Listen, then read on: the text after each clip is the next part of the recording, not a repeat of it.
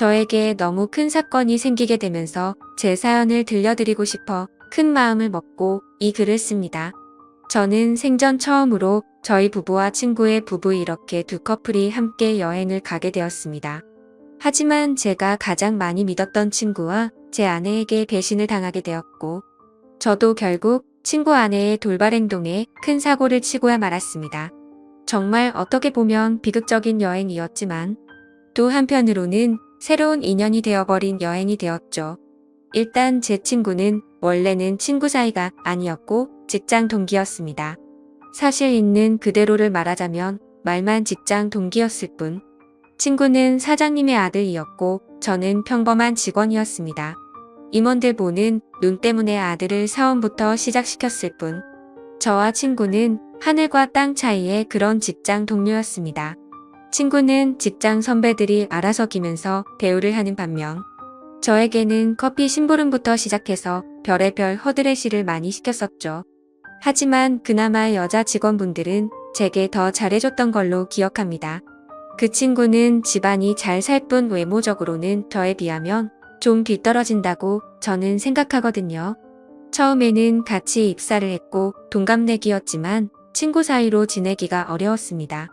하지만 그 친구는 부잣집 아들답지 않게 성격이 너무 좋았고 왠지 모르겠지만 한없이 착하게 제게 다가오더라고요. 그래서 저도 점점 친구의 성격에 매료되었고, 어찌 보면 성인이 된 이후로 이렇게 마음을 터놓고 지내는 친구가 없다 싶을 정도로 친해졌습니다. 물론 같은 직장에 있을 때는 여러 사람들의 눈치가 보였기에 함부로 대하기는 어려웠죠. 그러다가 1년 뒤쯤 제가 다른 회사로 이직을 하게 되면서 더욱 친해진 케이스입니다. 원래 대부분은 회사를 그만두면 예전 직장 동료들과는 멀어진다고 들었는데, 저와 제 친구는 오히려 그 반대였죠.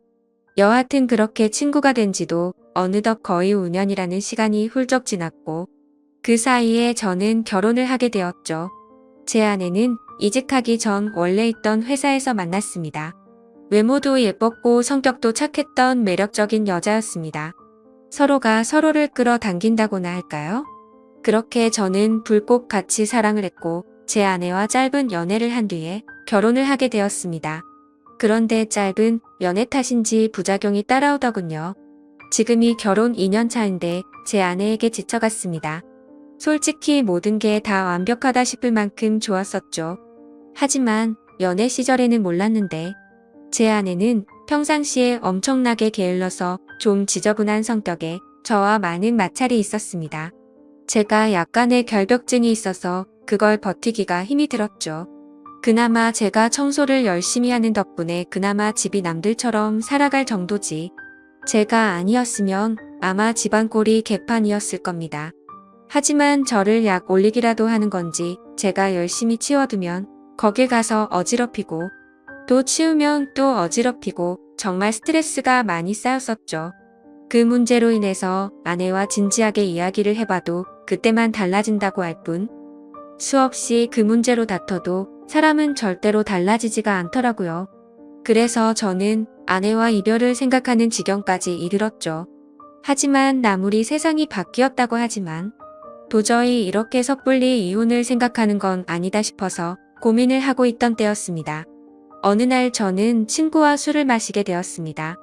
친구에게 제가 겪고 있는 고민을 말하게 되었고, 앞으로 어떻게 하는 게 좋겠냐고 물어보았죠. 그런데 친구는 한참 가만히 있더니 여행이라도 가보는 게 어떻겠냐고 물어보더군요.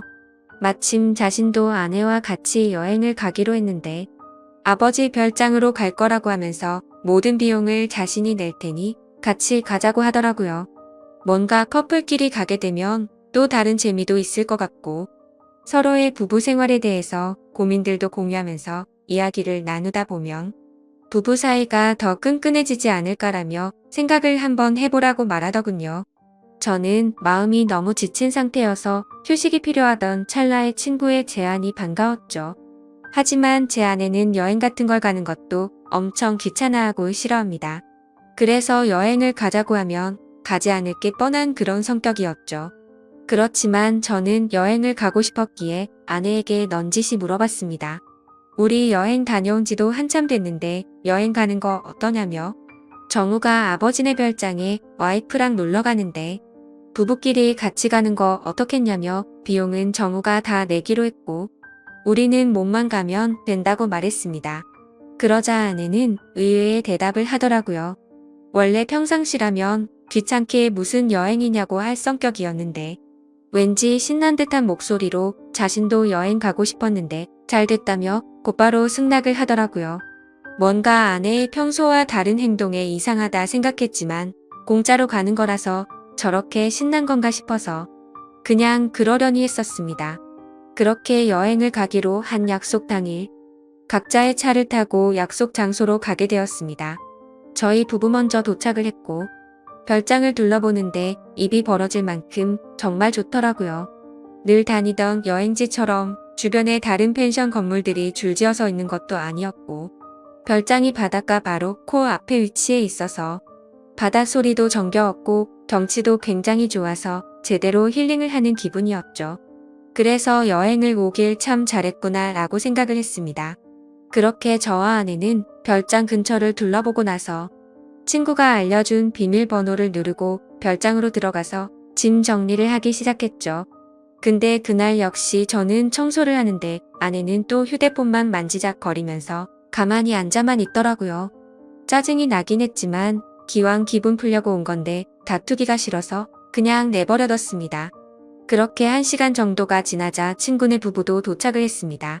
친구와 친구 아내에게 인사를 건네고 있으니 아내도 뒤따라 나와서 웃으면서 인사를 하더군요.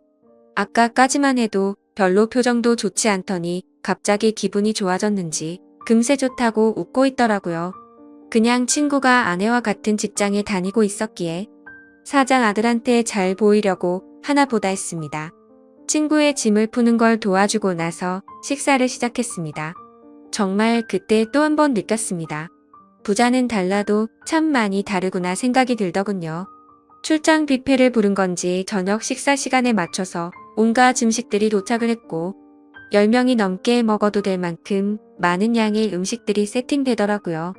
친구는 이렇게 부부끼리 여행을 온 것도 처음인데 좋은 와인을 준비했다며 꺼내는데 정말 겉으로만 봐도 아주 고급져 보이더군요. 그리고 맛도 당연히 여지껏 먹어온 와인과는 차원이 달랐습니다. 그렇게 기분 좋게 식사를 하면서 이야기를 나누었습니다. 사실 그날 친구의 아내는 두 번째로 마주하는 자리였지만 어색하기는 했었습니다.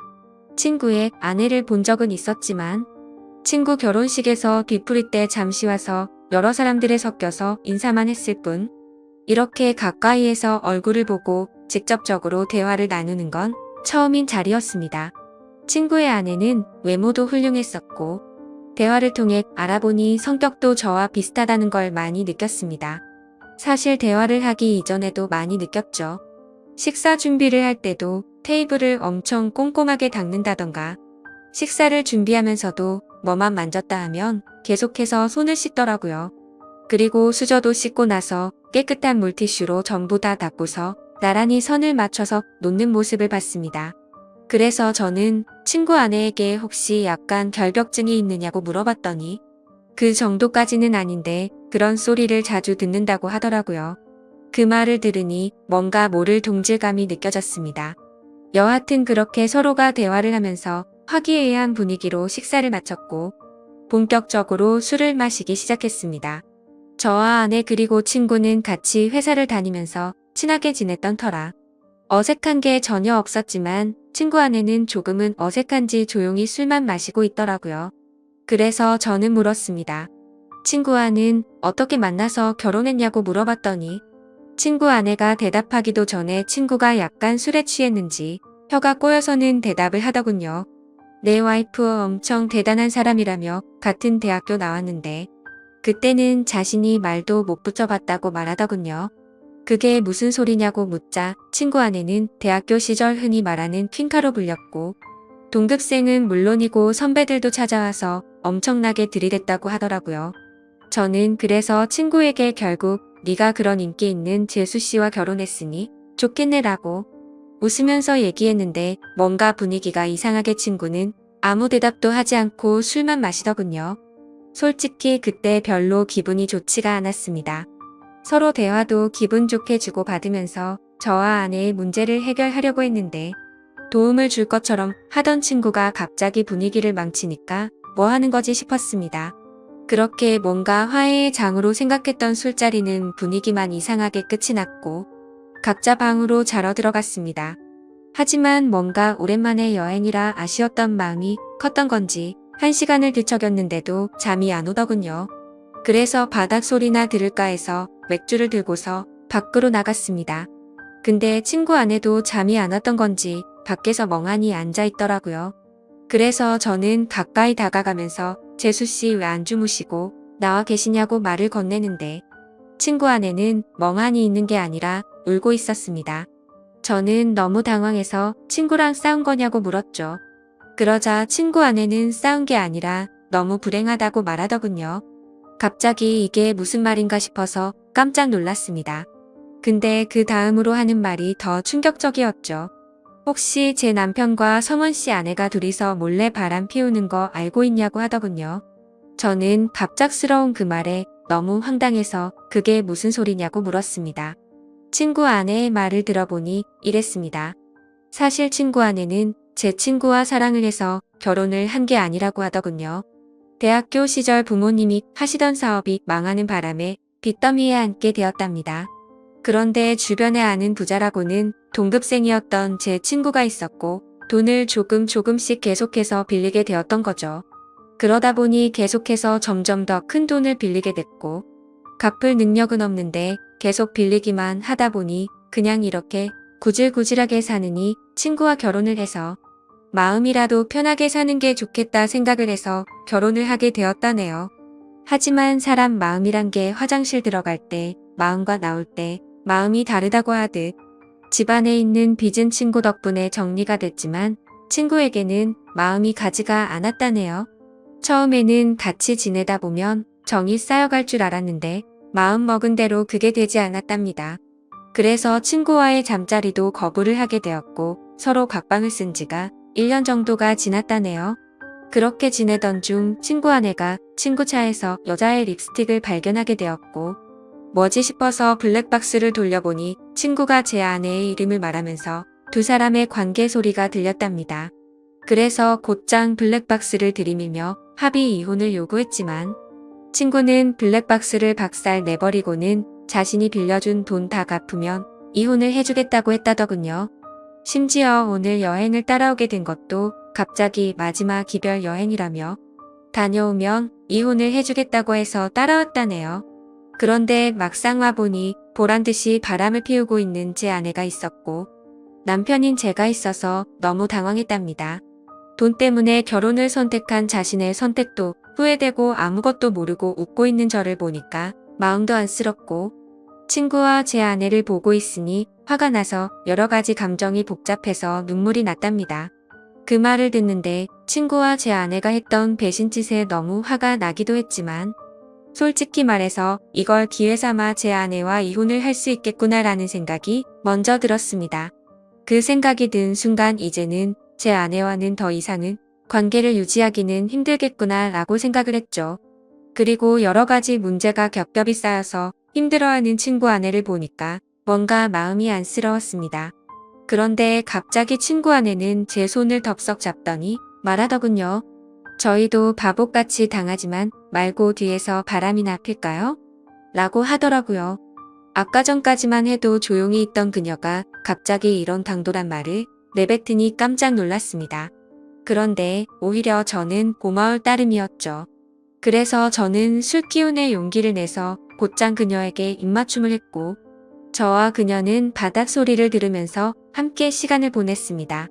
그리고 나서 다음날 저희는 일단 아무것도 모르는 척 그 여행을 끝내게 되었습니다.